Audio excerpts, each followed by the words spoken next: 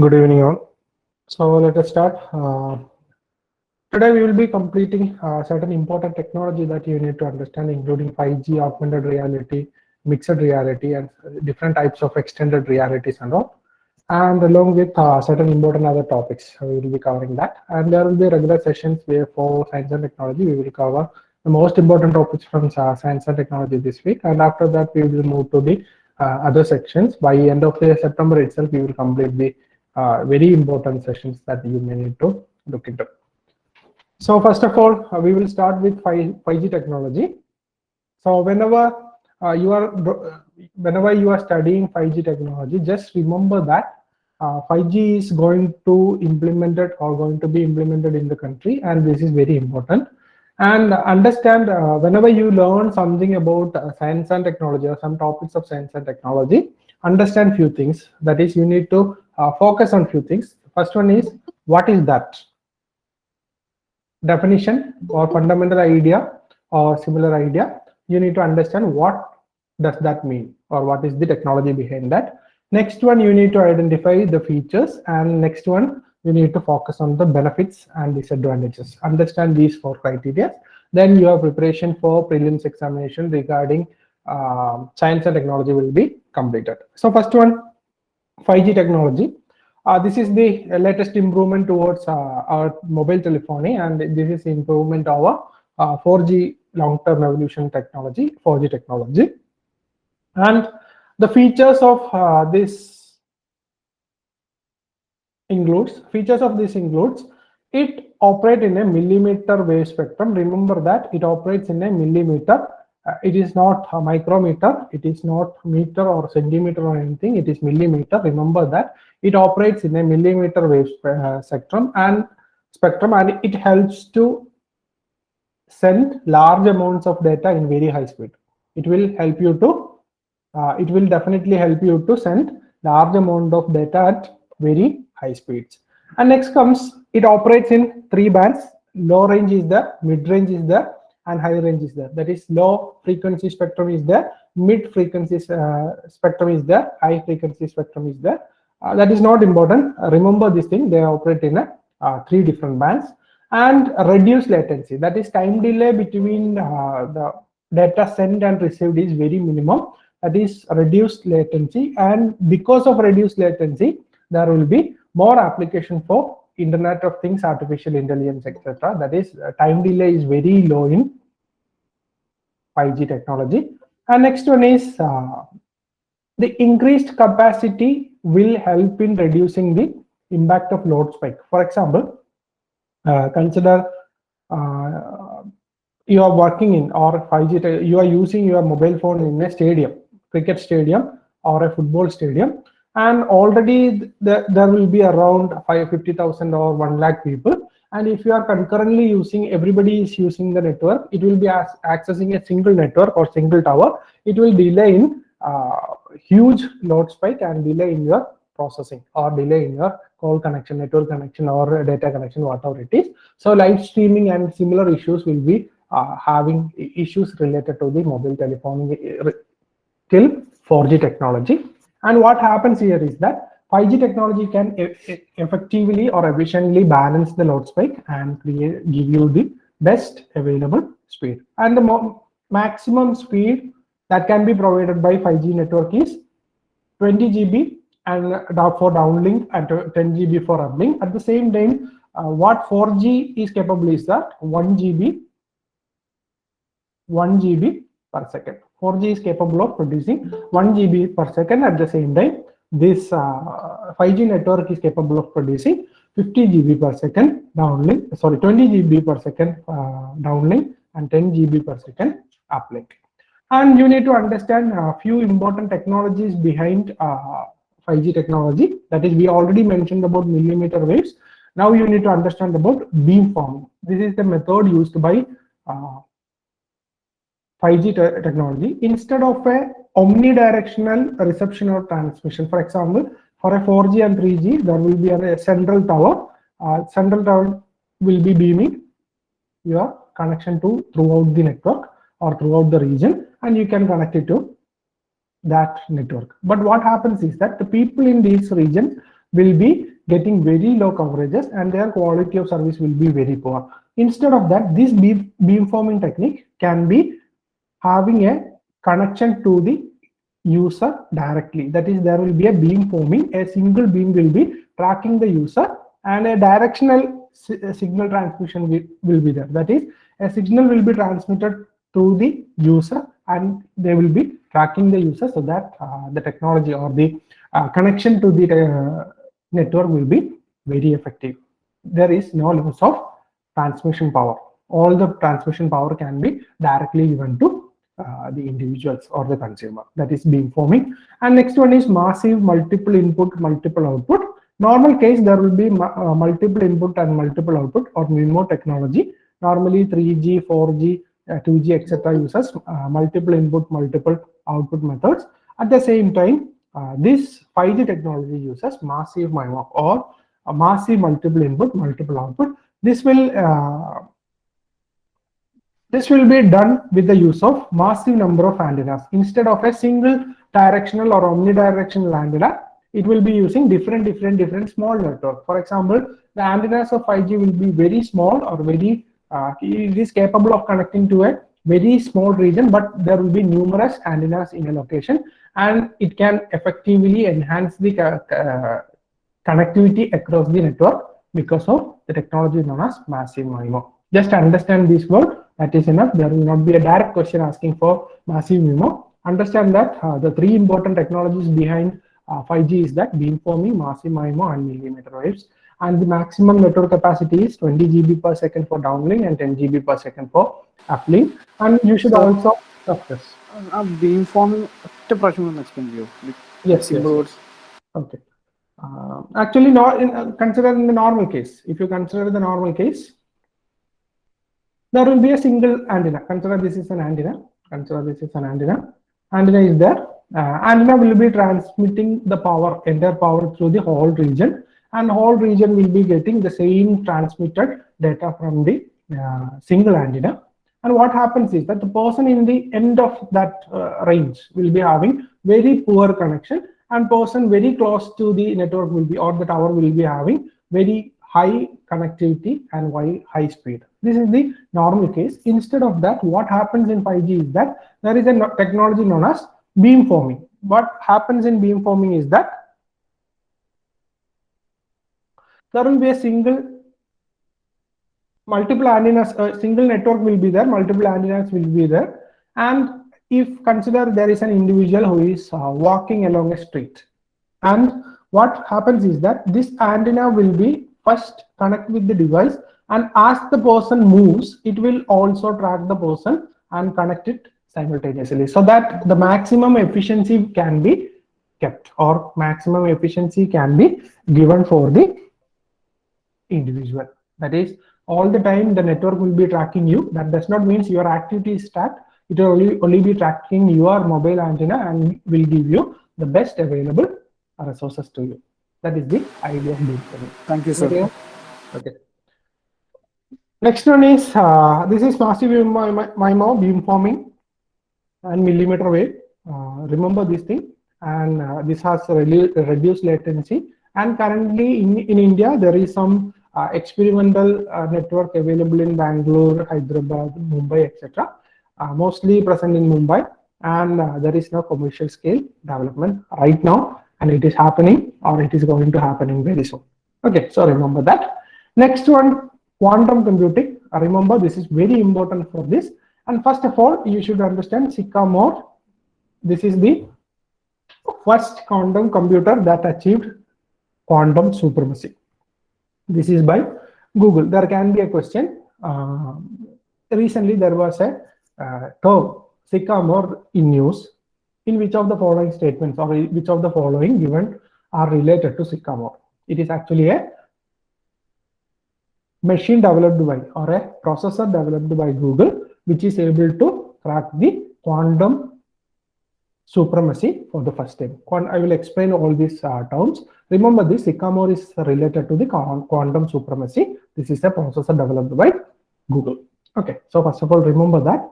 So as Google was successful in achieving quantum supremacy, this quantum computer itself become very important. So quantum computing, normally in a conventional technique, there will be ones and zeros. Or digital technology, we have ones and zeros or on and off state. Normal case is that is two state will be there. The computer can process the two state and the output will be given.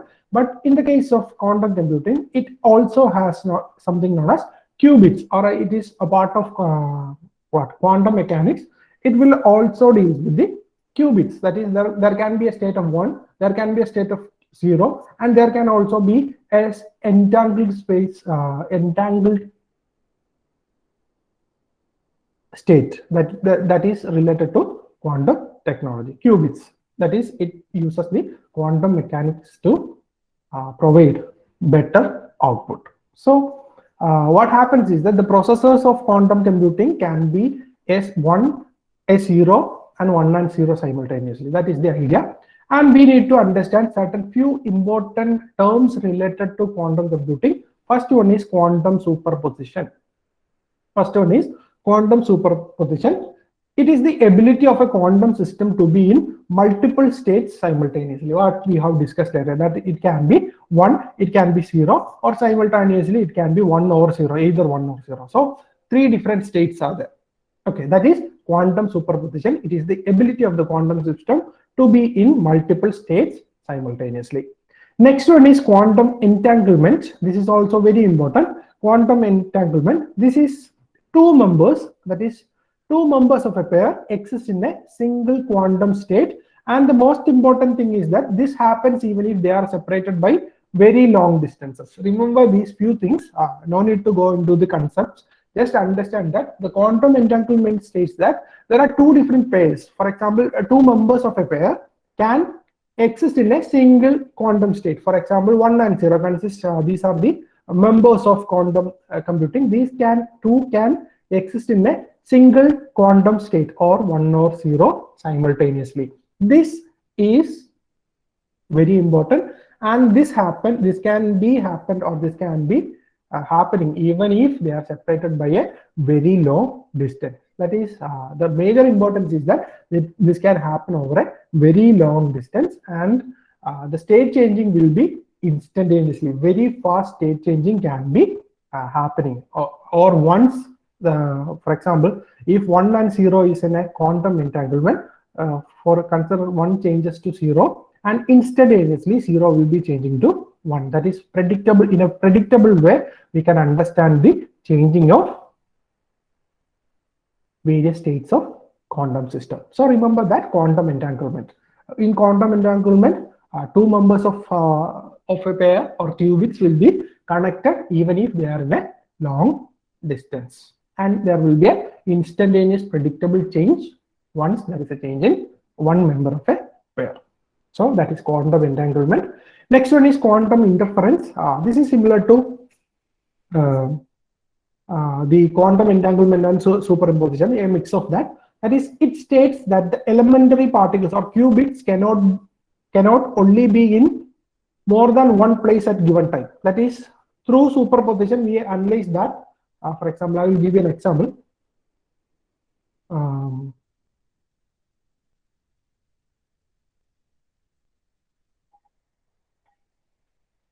Consider 1 is there, consider 0 is there. I'm just taking this as 1 and 0 for your understanding. I'm not going into the actual representation, just this. That is,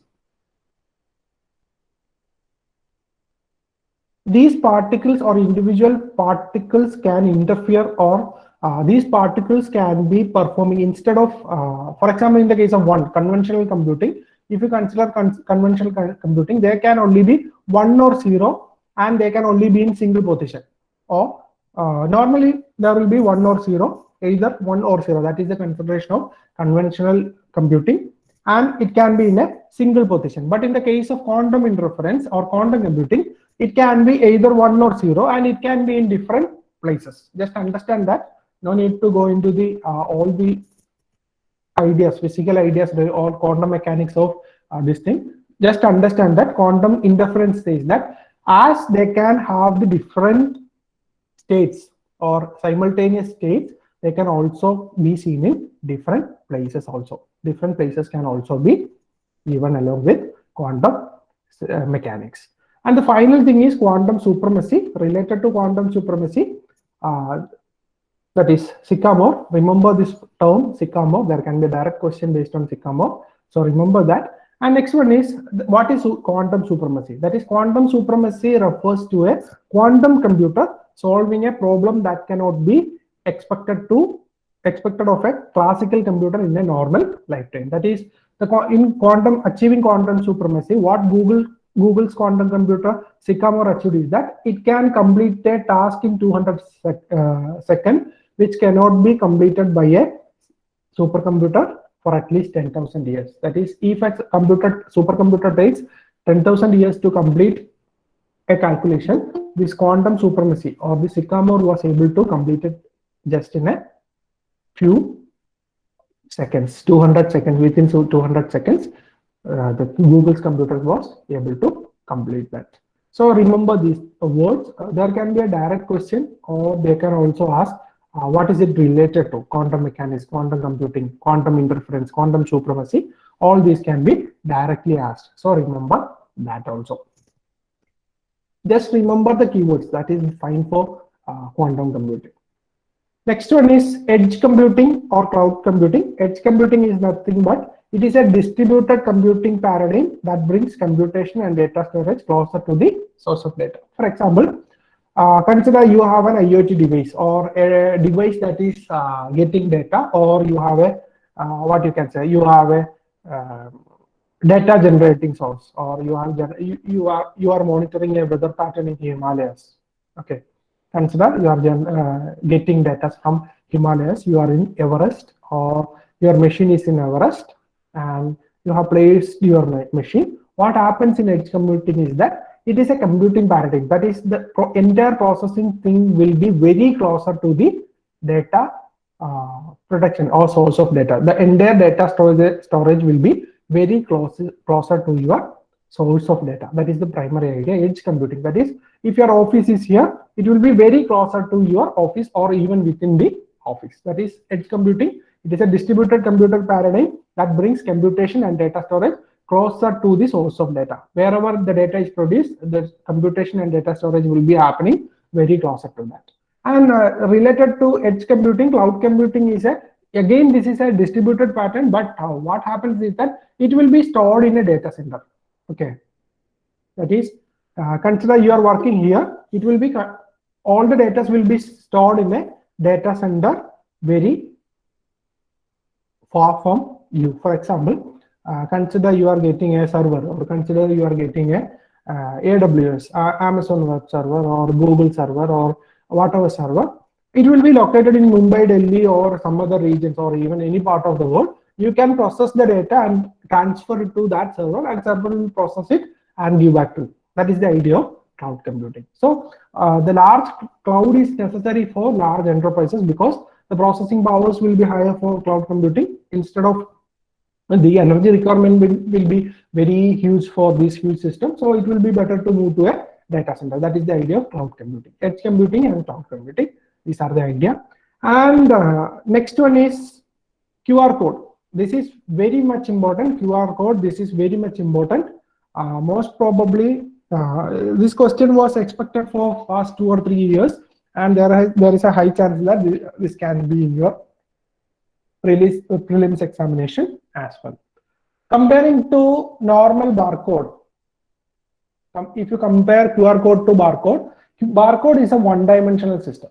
That is, information is stored in a horizontal way, one-dimensional system. At the same time, QR code will be based on a two-dimensional system. That is, information is stored across length and breadth, or height and breadth of the code. So two-dimensional, it is a first thing is it is a two-dimensional code.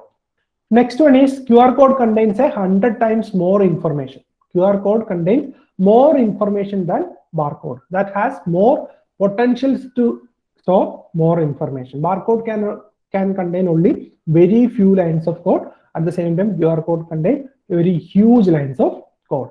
And another one is that error correction. For example, you may have seen that there may be some QR code There will be some QR code. Consider this is a QR code, and there will be some logos behind that. For example, consider Google's logo, UPI. There will be logo of UPI there. This is because of this error correction format. That is, at least even if the 70% or 50% of total QR is sold or lost, consider this part is tiered off from QR code. The remaining parts can exactly produce the same content.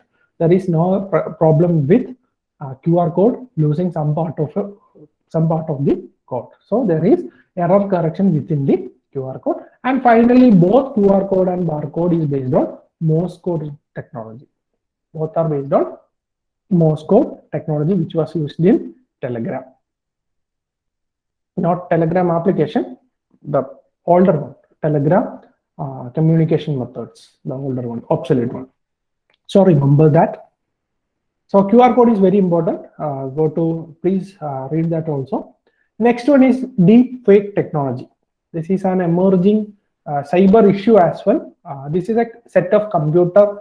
This is also known as deep nudes as well, because it is a computer generated images and videos.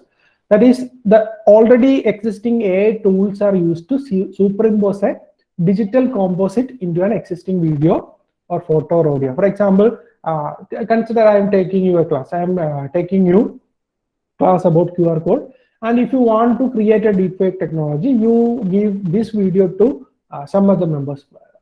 Me teaching classes will be given to some cyber criminals. They will impose some other topics. For example, I'm taking you deepfake technology. Instead of that, with the same activities, with the same lip movements, they will be bringing up some other topics. They can teach geography with the same thing. That is what is happening, is that the already existing videos or images will be used to create different set of videos. And the major issue is that the head movements, expressions, all these are transferred seamlessly into the newer AI developed deepfake nudes or deepfake videos. And what happens is that the same deepfake video will be having the same mannerisms or same movements or same expressions as I do in the current class. That is the importance of deepfake technology. And the difference is that this can be identified at the current development. This can be identified little bit with little bit of inquiry or little bit of focus. That is, there will be unnatural facial expression, there will be unnatural eye movement, a lack of emotion will be there, inconsistent noise or audio will be there. Generally, these are the issues which can be utilized to understand the deepfakes. But most probably there will be these will be very hard to understand.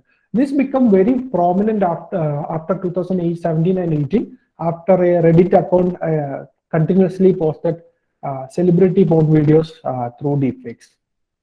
That is why it became so famous, and it has been utilized to create political, religious hatred, etc.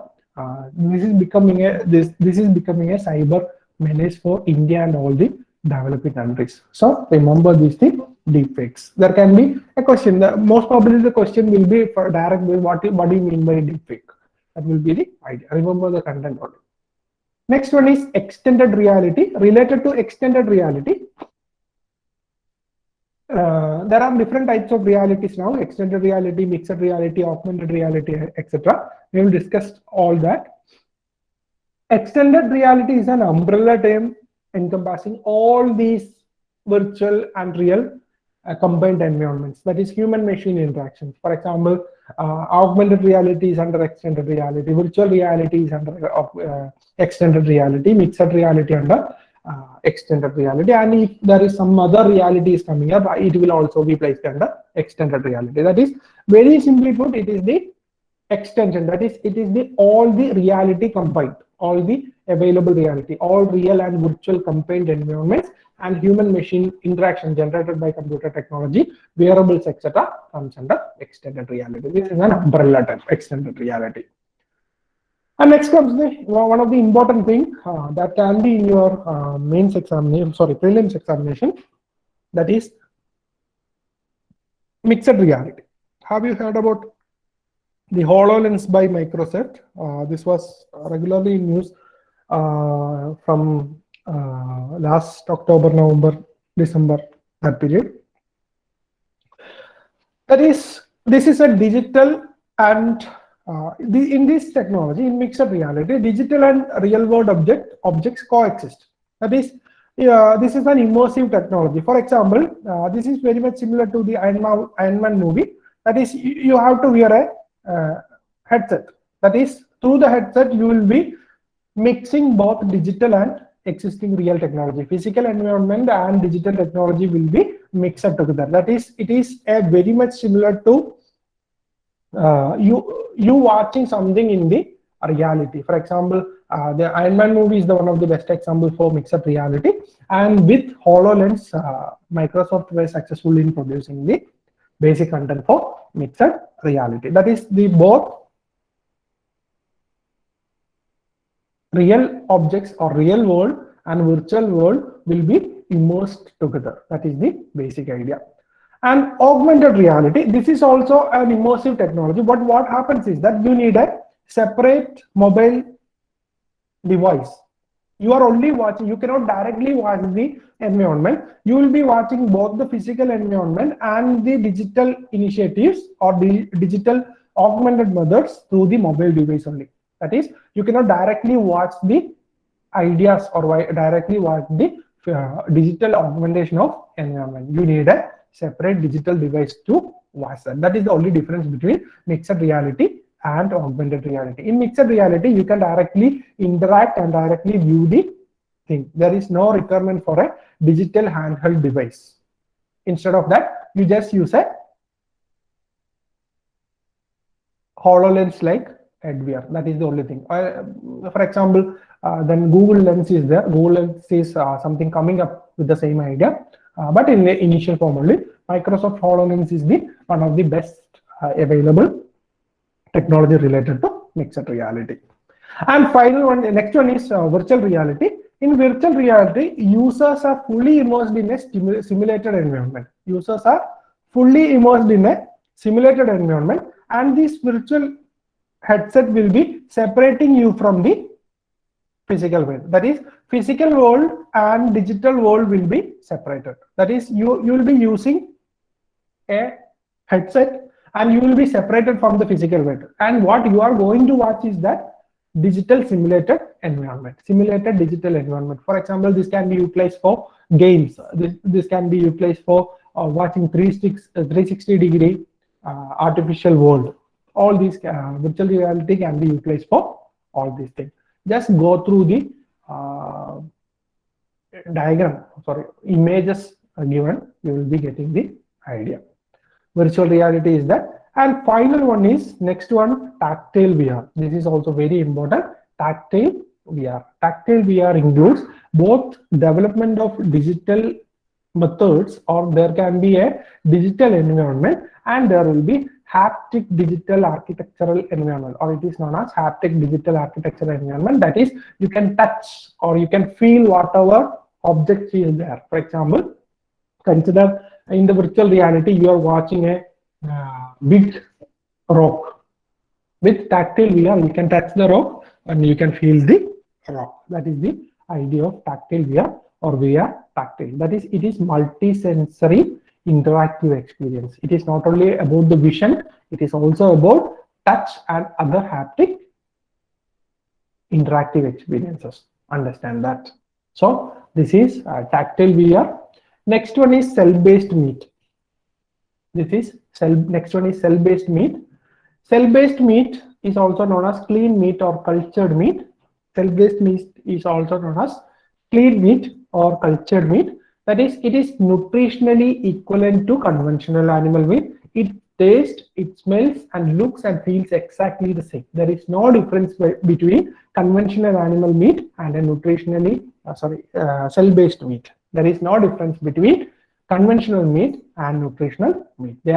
Both are very same. And instead of slaughtering animals for meat, cell-based meat is produced through cellular agriculture. For example, it is similar to tissue culture or the other methods used. It will be produced, that is, this meat will be produced through cellular agriculture. Cellular agriculture methods will be utilized to produce cell-based meat. And these cell-based meat will be having nutritional equality, and it will be tasting similar, it will be smelling similar to the conventional, and everything will be same. And it is supposed to be one of the important techniques that could help you to reduce the climate change due to cattle farming and all. And it is being adopted by various restaurant chains and also. This is cell-based meat, and currently it is in a development stage. It is not commercially viable right now, but it is available right now, cell-based meat. And next comes mRNA vaccine. mRNA vaccine, this is messenger RNA vaccine. The first thing is, no mRNA drug has been licensed for use in humans before COVID-19 pandemic. For example, the new vaccines such as BioNTech, etc., are the examples of mRNA vaccine. These are the first vaccines to get license for human trials or human usage. That is only after COVID-19 pandemic. And the basic definition, mRNA, usually what happens is that in a conventional type of vaccine, a pathogen will be taken, it will be in an inactivated form or it will be in an attenuated form. What happens is that these things will be injected to human being. And as these are not able to or capable of producing diseases, it will enter into the bloodstream, and this our WBC and our immune response will understand that this has something to do with our issues, and they will create a antibody response. They will be creating an antibody response, and this will be remembered for a very long time. And whenever the actual virus comes, they will attack the virus. That is the idea of normal conventional vaccine. In mRNA vaccine, what happens is that instead of giving a complete or a full cell of vaccine, they will be injecting the pieces of mRNA or messenger RNA, or the RNA that is capable of developing the immune response from human beings. What is the major benefit is that for the case of inactivated or attenuated vaccine, there is a high chance that it will result in vaccine induced disease or vaccine induced disease. There is a chance of vaccine induced disease. For example, polio is an example. There is a very low chance, but there is a chance. But in the case of mRNA, there is no chance for vaccine induced diseases. So here what happens is that some nuclear materials or RNA materials will be transferred to human cells, and as the human cells receive this messenger RNA, some messages will be there, or genetic messages will be there. As it reaches the human cell will produce enough immune response that will reduce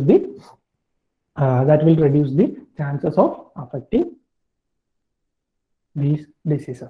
And what happens is that, what is the speciality of this vaccine is that it will stimulate cellular immunity. It will, in a huge level, it can improve the cellular immunity. And also what happens is that this can be produced very easily compared to other vaccine. RNA vaccine can be produced faster, cheaper, and more standardized fashion because they do not require the actual carrying virus. But the issue with the mRNA vaccine is that they need to be stored in a very low temperature. They need to be stored in a very low temperature. For example, the vaccines like Moderna is stored in 70 degrees Celsius, minus 70 degrees Celsius. That is not possible in the countries like developing countries and other countries or underdeveloped countries. This may not be possible, and it must be administered to a person as soon as it is taken out of the cryopreservation. That is the important thing. Minus 70 degrees Celsius, that is required for protecting the vaccines such as Moderna, etc. That is one of the major threats related to mRNA vaccine. But it is cheaper to produce because only few error rate will be there, or it is easy to replicate, it is easy to produce. All things are very easy, and there will be a standardized fashion. All the vaccines will be having same effectiveness. That is the importance of RNA vaccine. And this is the first time RNA vaccine getting approval for human trials. Okay. The final topic, that is green hydrogen. Along with green hydrogen, we will also learn about brown hydrogen, gray hydrogen, blue hydrogen, etc. First one, green hydrogen. Green hydrogen is produced by electrolysis of water using renewable energy. For example, consider you are taking a beaker full of water and pass current to it or electric current to it, then it will be decomposed or it will be transferred or disintegrated into hydrogen and oxygen. This is the basic chemistry or basic physics. That is this green hydrogen. Green hydrogen is produced by electrolysis of water using a renewable energy. If it is used by fossil fuels or if it is used by some other fuels or other energy, it is not green hydrogen. Green hydrogen is produced by electrolysis of water by using a renewable energy and has a very low carbon footprint. It has a very low carbon footprint. And next comes brown hydrogen. It is created by a process known as gasification. That is, it is currently being used by brown hydrogen, or we are developing hydrogen on the basis of the process of gasification and all. What happens is that it converts carbon-rich materials into hydrogen and carbon dioxide. That is, through the process of gasification, they convert hydrogen and they convert carbon-rich materials into hydrogen and carbon dioxide, and this gasification releases those byproducts to atmosphere. This is one of the very bad, or this is one of the least preferred way for developing hydrogen, brown hydrogen. Next comes gray hydrogen. This is very much similar to the process of brown hydrogen. Here the process uses is steam reforming. Steam reforming. This will be used for, again, natural gas, methane or natural gas. It will be used to generate hydrogen from methane or natural gas. For example, methane has a composition of CH4. That means there is 2 molecules of hydrogen. That means through steam reforming, we can generate 2 molecules of hydrogen. That is the idea here. This method used is steam reforming. Again, methane or natural gas is used to generate gray hydrogen. Gray hydrogen. And what happens is that there will be a smaller amount of emission compared to brown hydrogen, but there will be brown, similar to brown hydrogen, there will be emission. Carbon emissions will be there. That is also not good for the atmosphere. And the final one is blue hydrogen. Blue hydrogen. This is produced from natural gas. And what happens is that it is very much similar to hydrogen process. This is also steam reforming process is used here. And what happens is that finally they will be capturing the carbon. There will be carbon capture after the blue hydrogen. After blue hydrogen process, there will be carbon capture also included in the process. So these are the important technologies or recent developments in the field of science and technology. And in all the days, that is Thursday, Friday, and Saturday, we will be having class. We will be discussing few more important topics from science and technology, most important topics from science and technology. I hope tomorrow we will be discussing about defense technologies, newer innovations and all. You can also join, everyone can join this session.